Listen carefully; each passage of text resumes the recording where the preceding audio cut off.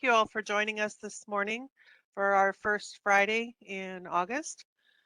Our session this morning is Success Programs for CTE Students, presented by Morgan Powell, and I will turn this over to Morgan Powell. Hello, everyone. So I'm going to be talking about my programs for CTE students.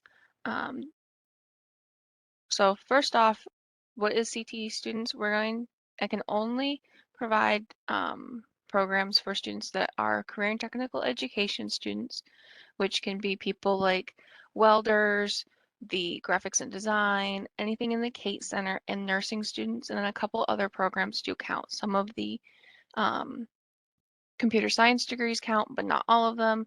If the student has to know and wants to know, you can just send them my way. I'll be able to help them figure out if their degree plan counts, because that's the biggest one. You'll have to be an Associate of Applied Science or Certification of Completion degree. General Studies and Interdisciplinary do not count.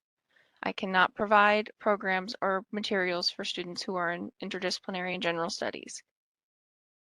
The next big requirement is you have to have a 2.0 GPA or be in your first semester here at CTC with no GPA. As soon as you have a GPA, even if it's in the middle of your first semester, I have to start taking your GPA into account. The other big one is you have to be Pell Grant eligible or provide proof that you receive WIC, TANF, or SNAP, or a copy of your 1040 for the fall semester. It'll be from 2021. Your 1040 will line up to whatever Pell Grant year it is.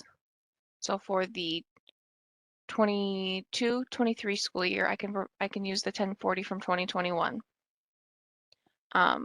There is requirements on which class you have to be in. If it's in your degree plan, it can only be on your degree plan.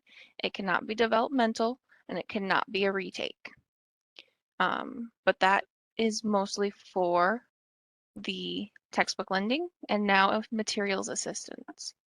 So starting in the fall, my programs have expanded. Some of you might already know them, but we have expanded them. And in late September, I will be able to start providing materials for the students if they are required for their class. Things such as the uniforms, the knives, the calculators, stethoscopes, all of it, as long as it is required for their class and it is listed as required in the bookstore and the bookstore can provide it, I can purchase it. It is a one-time purchase. I cannot do it more than once. And I will have records if they have gotten it before, but that's going to help students save a lot of money. For textbooks starting in the fall, it's the same program. It's just you're going to be able to keep the books if you can sign off and say that they are reference books for you. If you do not wish to keep them, we will be able to take them back just as normal. If you don't return it and you didn't sign off as a reference work, you will have to return it or have a hold placed on your account. And then, so we also have tablet lending. Those are going to be small Galaxy tablets for students who have a required ebook code for their class. As long as they have a code for one of their required classes, they can borrow a tablet if they so choose. They do have to return it, and there will be monetary consequences if they return it damaged or broken or not at all. And then for the textbook and materials assistance portion of the program, you do have to be in 6 credit hours for the fall or spring or 3+ for the summer. If the student is in a Kate class, those are usually only 1-month terms. They are considered full-time if they have a 4 credit hour class and they can get the funds. We are able to do that. The next program is child care assistance. This has upped. It is pretty much the same. It is now $90 a week per child is the difference. It can be up to 3 children, and the money is sent directly from the business office to the daycare. I do not touch it. The student does not touch it. For child care assistance, you do have to be in 12+ credit hours for the fall or spring or 10 in the summer, or be in clinicals. If the student is enrolled in clinicals, I can go ahead and waive the credit hour requirement because clinicals take a lot of time out of them. Their daycare has to be a licensed daycare facility. It cannot be their mother unless their mother is licensed in the state of Texas to provide child care. I cannot provide the money. And I am not the on-campus daycare. Some students get confused. The on-campus daycare does work with me and I can send them money, but they have to go through the on-campus daycare's requirements to get into the program. I do not help them get into that program. So the next thing is going to be the transportation assistance. This is the biggest one that's gotten the most changes. So starting in September, I am going to be able to provide gas cards for students. So the first one, there's two parts to this program. The first one is to-campus travel assistance. That can be a HOP monthly unlimited ride pass or a $50 gas card monthly. The students must have an in-person class and can only get funds while they're in that in-person class. If they have a 8-week in-person and a 16-week online, I can only give them the travel care assistance for that 8-week class. They can only choose one or the other. They can have a HOP pass or a $50 gas card. If they do not pick up the gas card by the end of the month, I am sorry. You have to just get it the next month. You've missed it. This is going to be a hot topic program we are estimating. So students need to be on top of it. It is first come, first serve. For this one, you do have to be in a minimum of 6 credit hours as well, or be a CATE student with a 4 credit hour 4-week class. Then the other part of this program is going to be clinical or internship location travel assistance, which means if the student is in clinicals or they have a required internship for their class or their degree plan that they are going to, they can get a separate $50 monthly reimbursement for their mileage. It does have to be required for your class or degree plan. They cannot be doing it outside on their own, unfortunately. But that'll also help a lot. The reimbursement will be given at the end of the month once they have proved that they did attend clinicals or their internship for that month.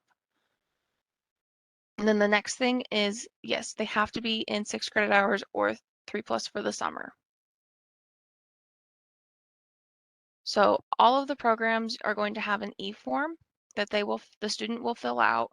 The way they can find the applications is by searching textbook, childcare with a space between child and care, or transportation.